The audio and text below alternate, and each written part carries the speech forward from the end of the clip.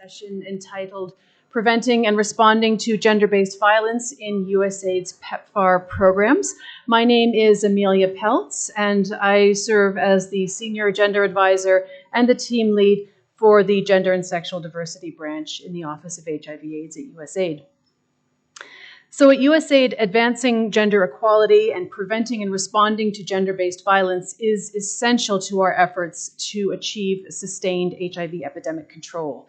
The twin syndemics of HIV and gender-based violence not only put key and vulnerable populations at risk for HIV, but the experience of violence, particularly intimate partner violence, sexual violence, and violence against children, makes it much more difficult for people living with HIV to adhere to antiretroviral therapy and to suppress their HIV viral load.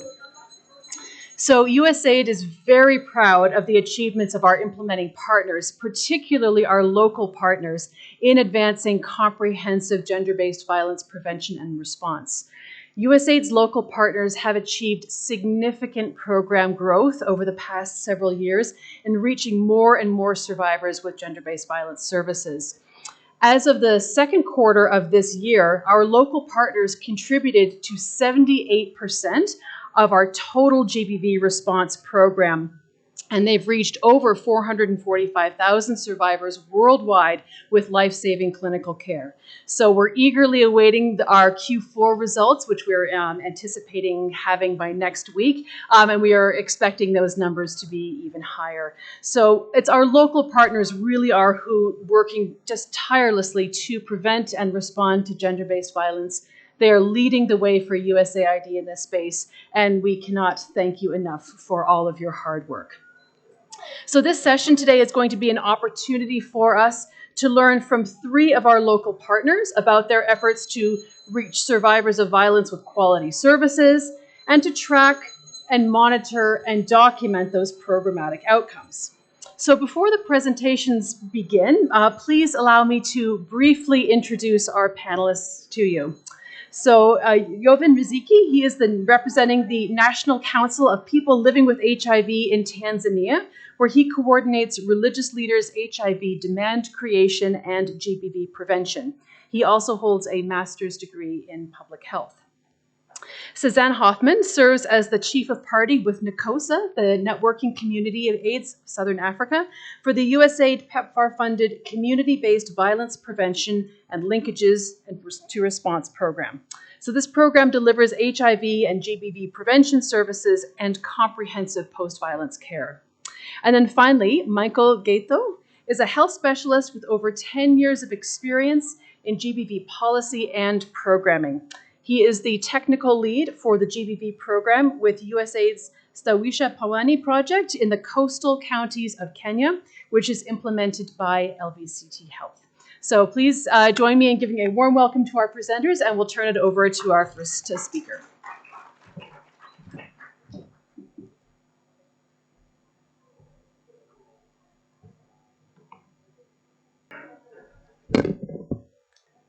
As I was introduced, I'm Jovan Riziki, working with the National Council of People Living with HIV and AIDS in Tanzania. And I am presenting about the use of treatment advocates as game changers in addressing gender-based violence in our organization and in Tanzania in particular. NACOFA recognized that GBV has a direct link and it increases chances of HIV infection.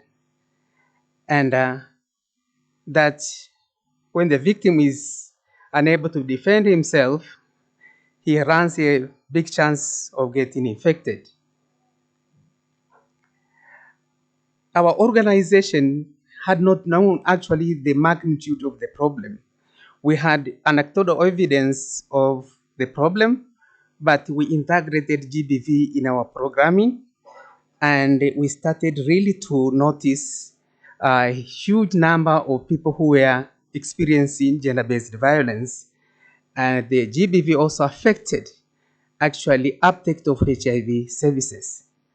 So as an organization, we started to integrate and GBV in our programming, and we trained treatment advocates, that these are people living with HIV who are volunteers, and they are trained on how to identify and refer people who are experiencing gender-based violence.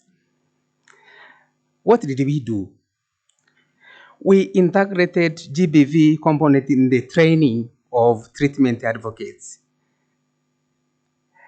And we oriented them on different forms of GBV so that when they see this type of violence, they report to appropriate authorities. We also oriented them on referral pathways, where to refer the client to. We then sensitized the communities that we have these people who are trained. So if there is a GBV happening in your communities, in your families, please refer these victims to these people.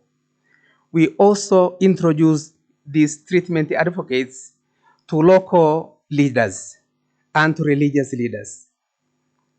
We also we did mapping of referral pathways where they can refer their clients to. We also maintained a very good working relationship with the government, social welfare officers, police, and paralegal officers, so that the victim is supported from the time he or she is referred for support services.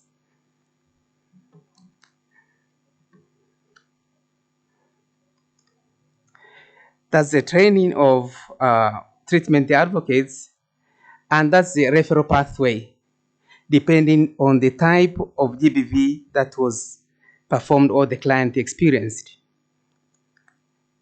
We engaged traditional leaders, and we recognize that traditional leaders are people who are recognized by our communities, and sometimes people do not want to take the victims to the legal systems. So they tend to refer them to traditional leaders where discussions and resolutions are made. So we engaged them so that, because the government had also passed a regulation that the GBV cases have to be referred through legal systems. So we engaged them, and they are now supporting the intervention. So these are the results. You see different forms of violence that we encountered with and we supported. What we also came to realize, and as our achievement also, despite of identifying, referring for different support services, we also had 304 people who had actually declined to go for HIV services who were returned to care. As you all know, violence affects the mental health. Sometimes a person reaches a point whereby he doesn't actually feel the need of continuing living, especially when this violence is done by close family members, and so on and so forth. So we had this. And what we learned is this, that with the empowered community champions, like treatment advocates, and supportive systems, that is the legal system, the government, to the police, and communities, it is then that we can contribute to 95 targets. Thank you.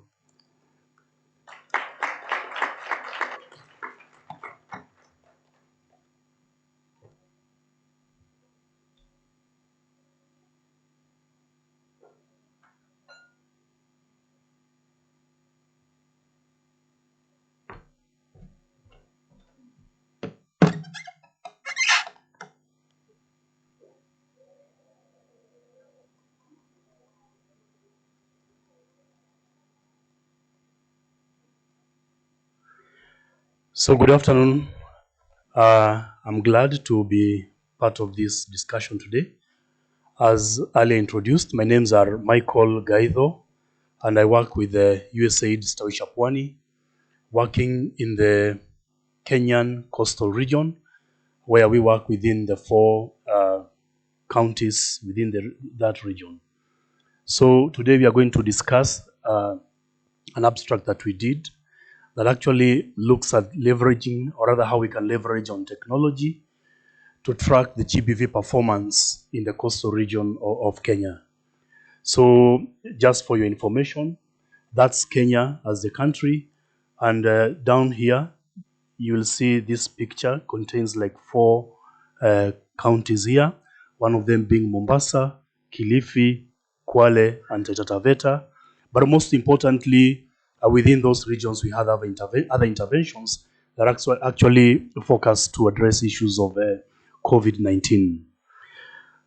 So just to let you know briefly about our project down there, we've been funded by USAID to carry out a 5-year program, and the goal being to ensure that we increase the use of quality county-led health services in those regions, and most importantly to strengthen the systems there, focusing on HIV prevention and treatment, FP services, reproductive and maternal health services, and nutrition. Our key objectives being to increase the demand for access to quality HIV and TB services, and also increase demand for access to quality HIV and TB services, plus those services that are related to RAMCA, or reproductive and maternal and child health, but most importantly, to integrate gender-based violence services within this area. The background of what we try to look at is that we know very well, most of us seated here, that HIV programs are required to identify and provide client-centered quality care services, and even report post-GBV services from the service delivery points that we work in. We all know that gaps exist in terms of having innovative, or other real-time innovative mechanisms that help us to monitor daily performance against our targets. I'm glad to let you know that we contributed to the 70% of the targets globally that Amelia mentioned here. And we are proud that we've put in systems to ensure that we can contribute to that going forward. The other thing is that within the Kenyan context, the health information system, the KHIS, does not really support like daily reporting until the end of the month. That's when we can really know our performance. So therefore, we came up with certain strategies, including training and capacity building. And in this case, we trained like 460 healthcare workers so that they can be able to identify, or rather to know how to identify GBV using the WHO curriculum on lives. And also the clients who disclose GBV, what we did is to make sure that we offer the first line support, that's lives. And for those that do not know lives, it's an acronym for the primary psychological care that you give to persons who disclose violence. Then USAID Stawisha Pwani adopted the utility of Kobo tool that is available within the internet spaces. So what we did is that we were able to use this to track and report GBV cases. So what did we do? As I said earlier, we came up with a digital data collection form in the Kobo toolbox, which was designed to collect to record the identified patient level data, including GBV types, lives services, and even from every service delivery points that we worked in. We also did healthcare workers training, and we also did the collection of this data, noting the confidentiality aspects, and even ensured that we had bi-weekly meetings to look at this. So what did we find out? We realized that over the quarters, as you can see right there, that there was an upward trajectory in GBV achievement over the time. The other thing is that you could tell from this is that women reported high incidences of GBV compared to their male counterparts, and 45% of the sexual survivors' cases came heavily from the adolescent population, with 85% of them being reported by persons between the ages of 10 to 39 years. So we realize that we can be able to get this data from the various service delivery points. And very well here you can see the numbers that we were able to generate from the various service delivery points. So what types of GBV we were looking at was basically emotional violence, physical violence, and the rest, as you can see indicated there. The other thing to note is that at this point here, within the end of the first quarter, this is when we started our intervention. And you can see the upward trajectory and the rise of numbers because of what we were able to put in as an intervention. So what is the conclusion here is that what you can easily tell is that the achievement of targets was attributed to the quadripartite approach, where one, if you do very well on GBV identification and then provide services and do proper documentation, and lastly, ensure that you are consistent when it comes to updating in the COBO platform, then you can have the results that you desire. Of importance as well is that we realize that that if you invest in real-time innovative mechanisms that will help you to track the performance, then you will be able to, one, motivate your healthcare providers, because they'll have that energy to continue to perform better and like their work. And also, last but not least, this will also help you to get to where you want in terms of your targets. Thank you.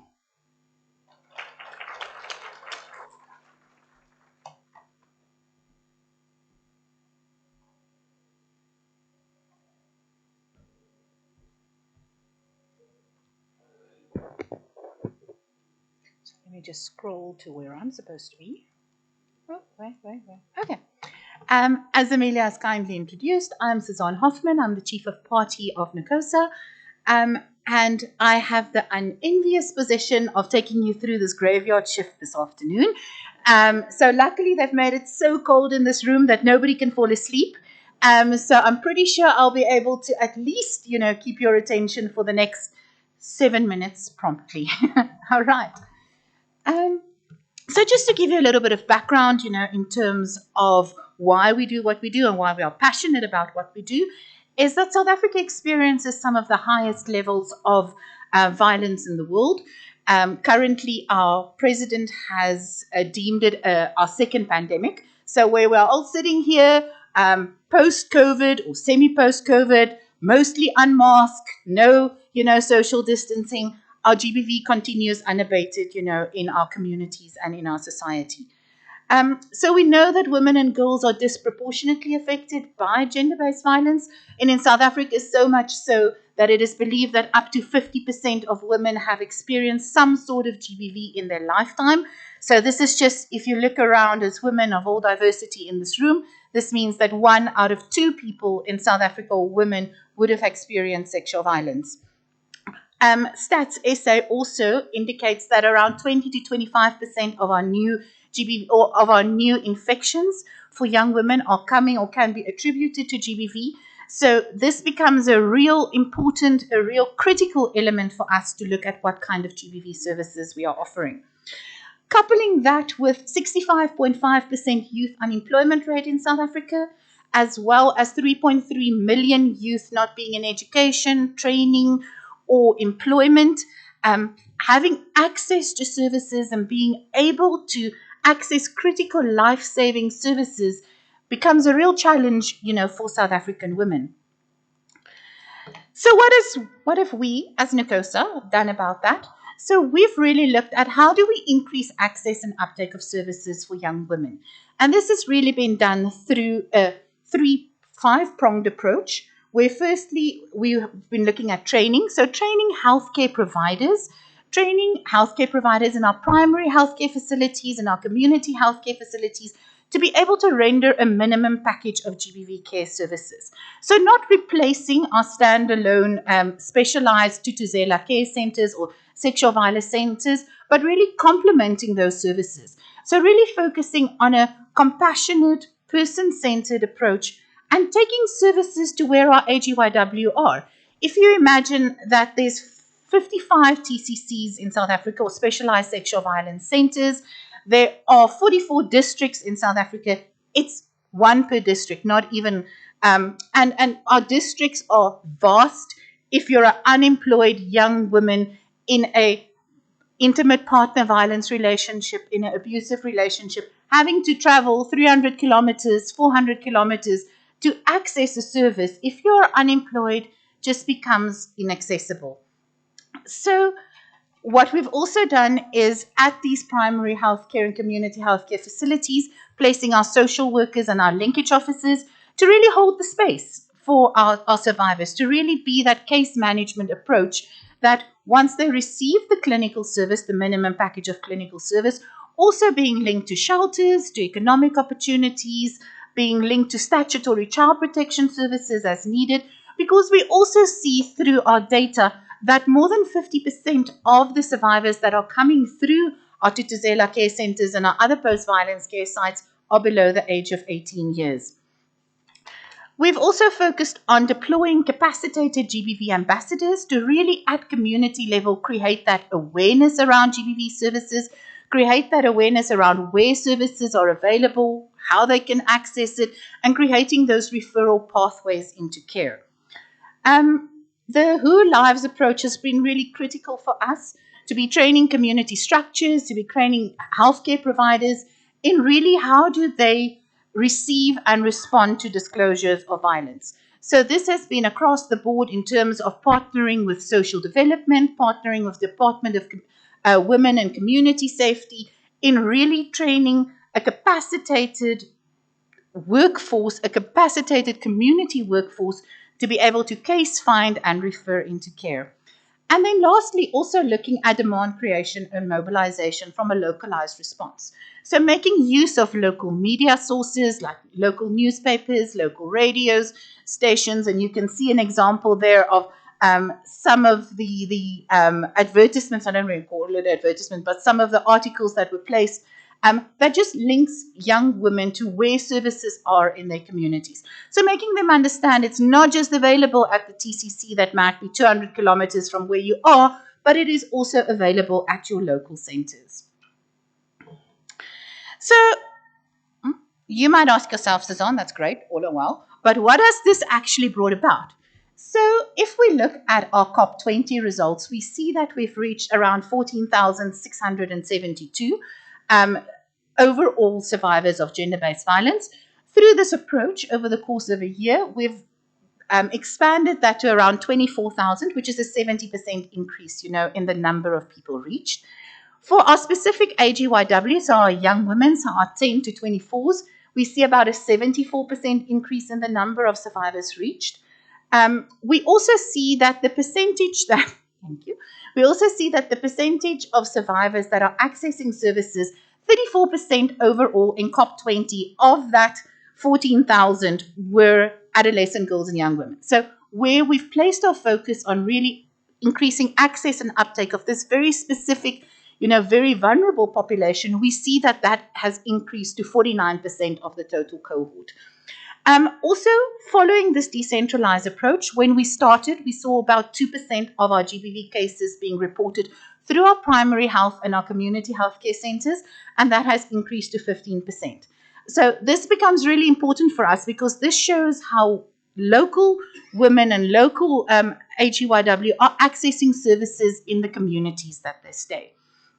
And then overall, we've increased our support to our healthcare facilities and to our post-violence care sites from 84 sites in COP20 to 113 that are supported in COP21. All right. So for us, some of our conclusions is just that there's a continued need for integration of post-violence care in our primary health and our community health care facilities. We've spoken a lot today about local context and community context. It's a desperate need to make sure that services are available and accessible, for AGYW where they are, where they stay. making sure that we are strengthening, as I say, accessibility, making sure that from that space where they can access critical, life-saving care, that there's still a referral into medico-legal services if that should be their choice. And then just really through this, looking at how do we reach those really hard-to-reach populations. Thank you.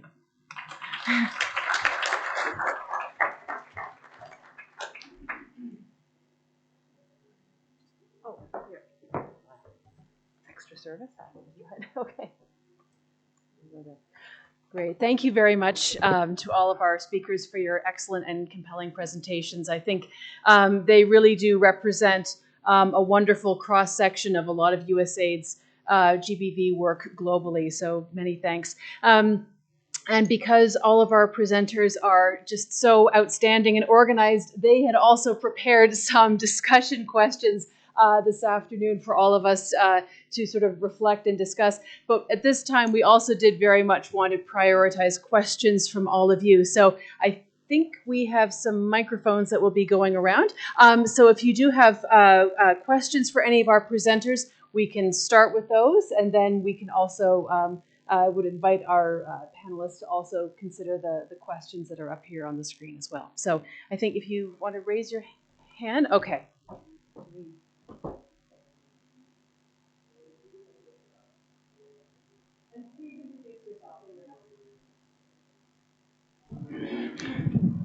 Thank you. Ben Chirwa from Zambia, Chief of Party.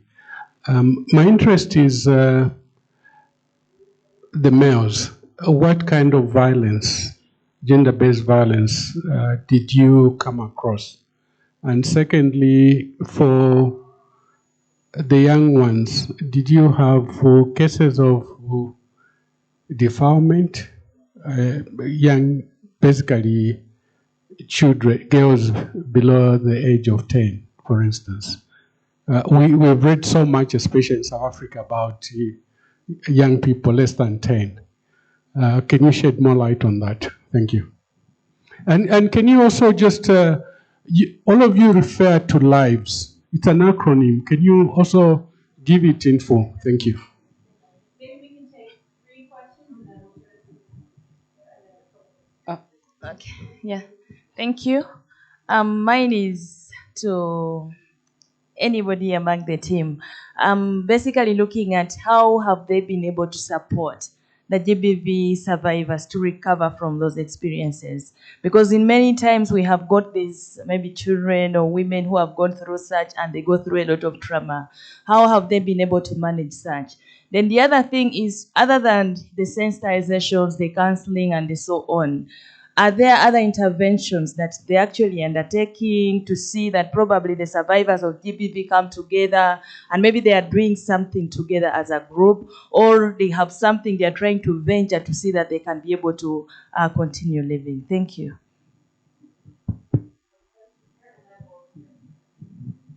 Thank you for the good presentation. My name is Alice Yuki. I work for World Vision Kenya. My question is on data for decision making on GBV.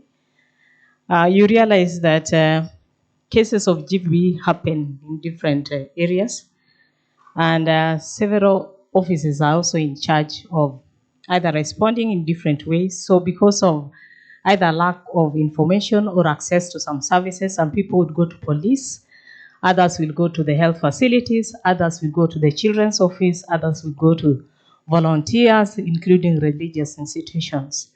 How do you synchronize data from all these institutions to inform leaders on the trends and what they need to do?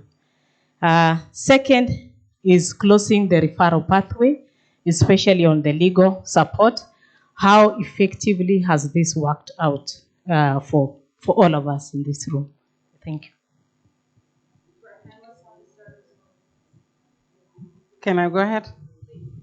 Oh, actually, no, we think we're going to have our panelists respond. We're going to do groups of 3 questions, and then we'll jump back for more, if that's okay. Okay. Over to, as you like.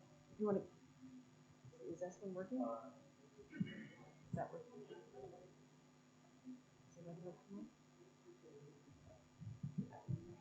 So I think it will be good to just let us know what lives is first.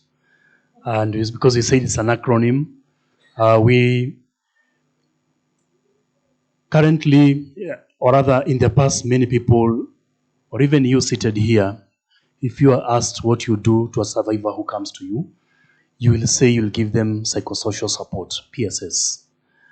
If you are asked to unpack what that is, you might fumble a little bit, but actually not specifically come out clearly what you'll probably say about it. We know very well that WHO has come up with a very clear direction in terms of the services, the first line support services that must be given to survivors who disclose violence or who you suspect could be undergoing violence when they come to your facility. The other direction is that these people who disclose violence, you're supposed to ask them about specific questions within a specified environment, making sure that you do not do more harm to them. So what happens is that once they disclose to you, you're supposed to use that 5-letter acronym, which L stands for listening, and you apply all the best listening skills that we all know. You know, the verbal, non-verbal, and so forth. That's just to ensure that the client is with you and they are following what you are asking them, and you're giving them time to speak more. The other thing is I stands for inquiring about their needs and concerns.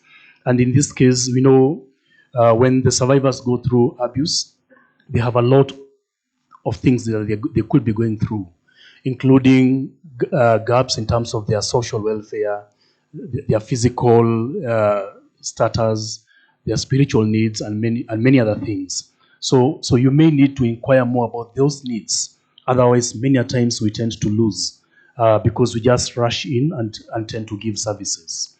When we come to address V, we usually ensure that you validate them by making sure that you do not judge them. You know, like you become empathetic to the things that they are saying. You do not judge them, and you show them that you can believe them without, and you can believe them and trust them without pushing them to appear like they are the ones who actually led to the abuse that they are going through. Then E is about enhancing safety, ensuring that these survivors, looking back at where they came from, you're able to work with them. You become like a facilitator to ensure that they can be able to identify safe spaces where they can go back to, because they know about their life. They know where they belong, or they know where they may want to go back to, or if wherever they are in the spaces where they are in, if they are going through violence and their life is in danger. So you are required to enhance their safety. And then S within the lives is to support them to access the social services. That's the referral aspect. That is, like the empowerment services, legal services, plus many other services that you may want to send them to. So I'm hoping that that's a short learning in terms of what lives is. So it's the primary minimum psychological care that you give to persons who disclose violence. So this is not secondary. This is not trauma counseling, because trauma counseling is secondary. So if I can pass the mic a little bit for them to answer, then I can answer the balances as well. Thank you, Michael. So to respond to your question around the males, so current and as well as a younger age cohort, below 10, we currently see about 10 to 15% of our overall reach being those below the age of 10. But we also know this is the cohort actually between 0 and 14 years old that's the most disproportionately affected by sexual violence. So where we in the other age cohorts see around 65 to 70%, sexual violence, and the other being physical violence or domestic violence. In this age cohort, we see up to 81% of the reported cases being sexual violence cases perpetrated against children. So this becomes, really important for us to also think around how do we link for long-term, support services. So this is really where our OVC partners become a very critical, partner for us in this process. Because while we as NACOSA, or we as the GBV partners, can provide the clinical support services, can provide the GBV case management, can link to appropriate services, can even provide counseling. That long-term support in terms of turning a victim into a survivor, that's a long-term approach. And that is an approach that we are very much partnering with our OVC partners to also support that from a case management perspective. Then overall, if you look at the services being provided, for our children, it is around prevention services. So it is around how do we engage males in our prevention programs? How do we look at elements of a culture of consent? How do we look at elements of gender myths and stereotypes? It's around counseling, it's around OVC partners, it's around, referrals, as we spoke about. I think that there was a question around how do you turn a victim into or what is the journey for GBV survivors, and what are the other services that we render. And I think I want to again here just emphasize the importance here of partnerships, especially as we look at, the DREAMS program implementation overall. So while we might be responsible for providing the clinical care and the GBV case management care, also being able to effectively refer to partners like FHI that provides intensive economic strengthening, that provides that kind of support services for women to be empowered. Linking very closely with our government agencies like our Department of Social Development that might be providing shelter services for women and girls. So nobody can ever be everything for everybody. It's really around how do we build those strong partnerships and build those partnerships not just at provincial, at district level, but really at local level, and really making sure that our partners, as well as our linkage officers, our social workers, our GBV ambassadors, are really capacitated with enough information and skill to be able to, from a needs-based approach, link a survivor to the type of services that they may require. And then there was one last question around how do we also look at aligning data with other service points. So I think what is important to note is that the GBV services that we report on is a clinical indicator. So we will always look at this, from a clinical care perspective, and information that is coming through our Tutuzela care centers or from our community health or hospitals. But that does not mean to say that we are not partnering with police, with schools, with community entry points, with community structures in terms of where do we deploy those GBV ambassadors that I spoke about, to make sure that as cases are coming through these spaces, that they're also appropriately linked to care. Thank you.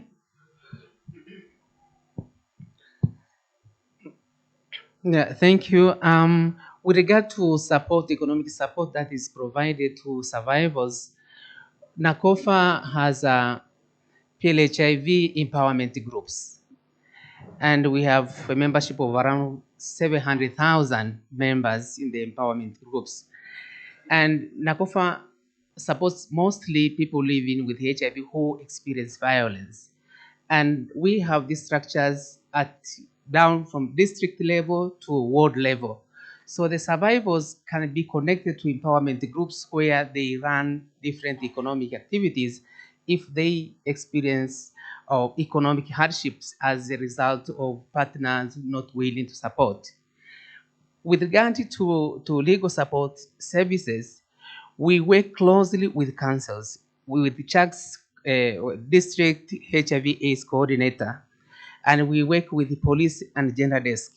We also work with the legal system, and we orient them so that to understand the problem that the survivors of violence go through.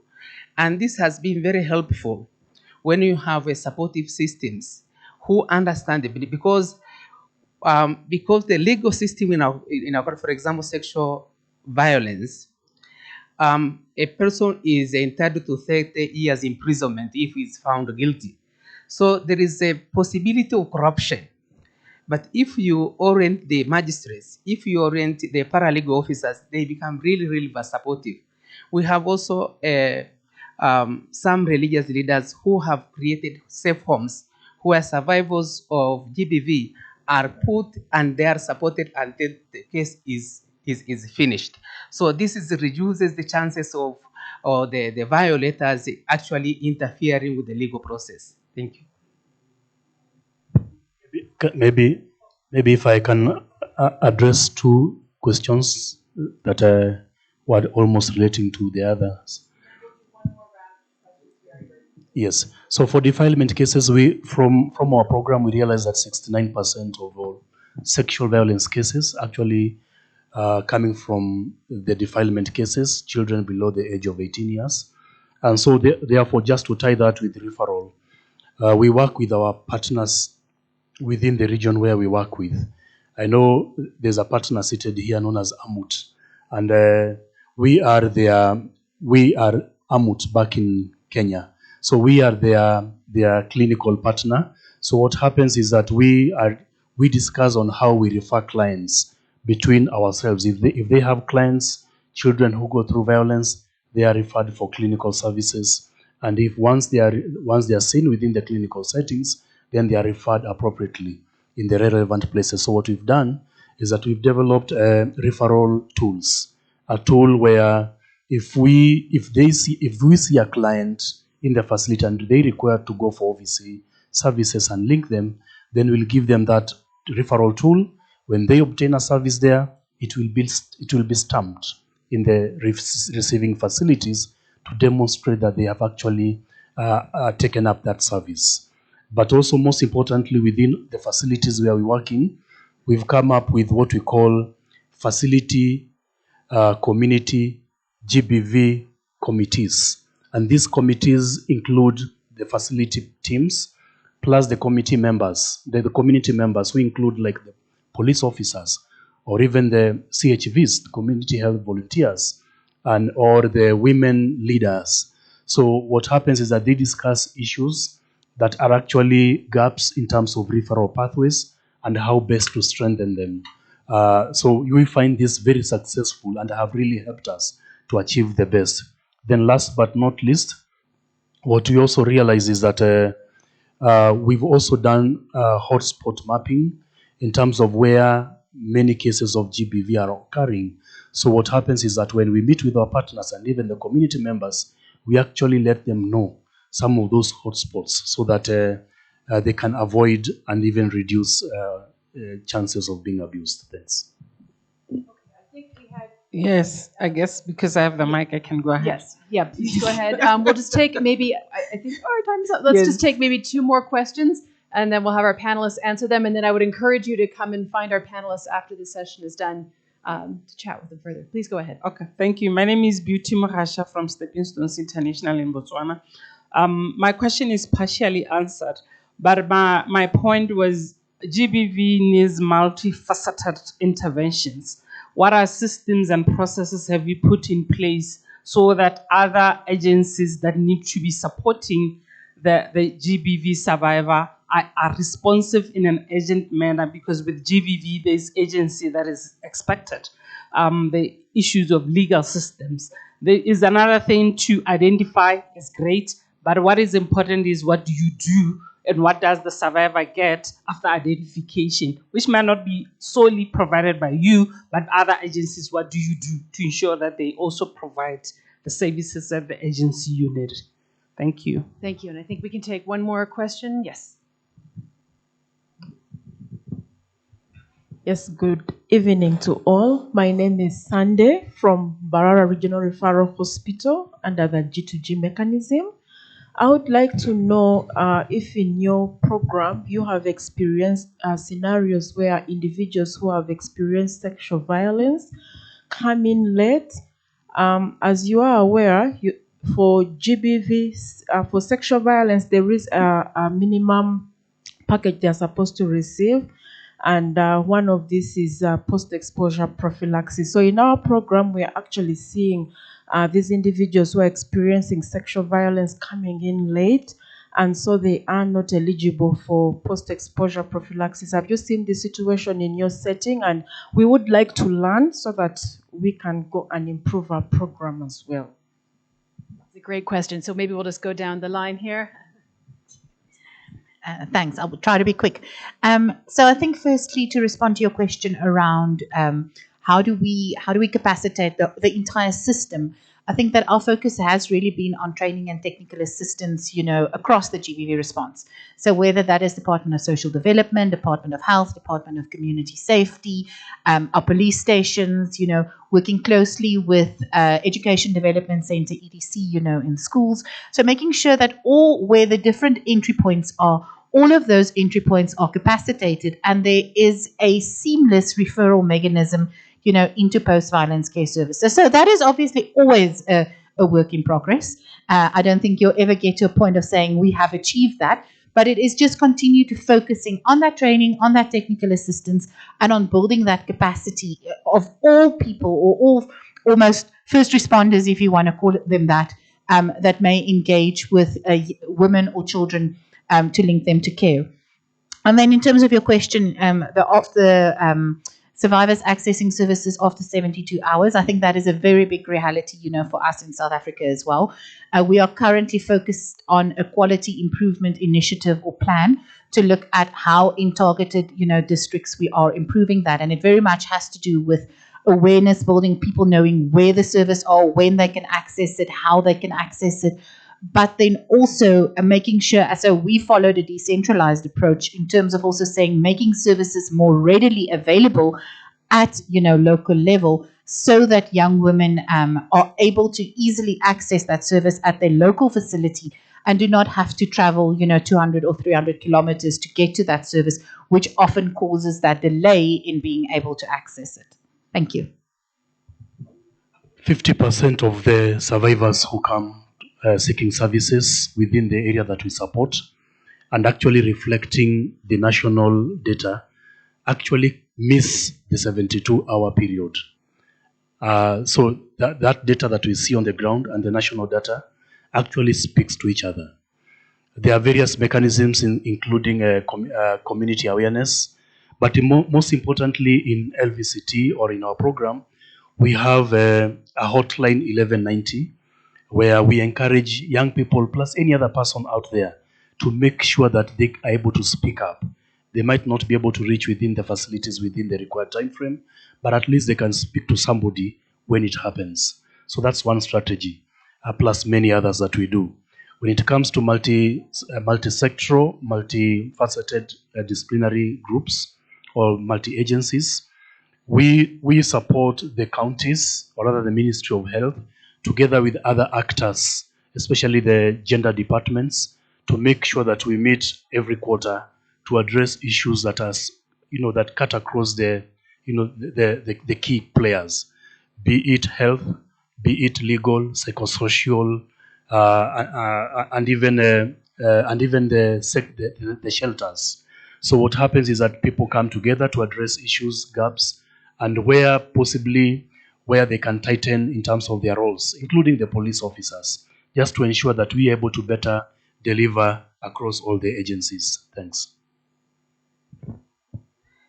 What also has been done is to have more people in the community who can provide the needed information to community members, and that whoever is experiencing or has experienced violence can report to them. The government has been supporting, and we have also our people there in order to fast track the process and to give them the necessary information about the effects of late reporting. Thank you. Thank you all very much. Great. I think that we are at, yes, I'm getting the signal that we are in fact at time, unfortunately. But I want to thank Jovan, Cezanne, and Michael again for their excellent presentations. Please do come and find these wonderful colleagues after the session today and on the break. They really do represent a wealth of experience and expertise in a variety of different settings. And so please do seek them out.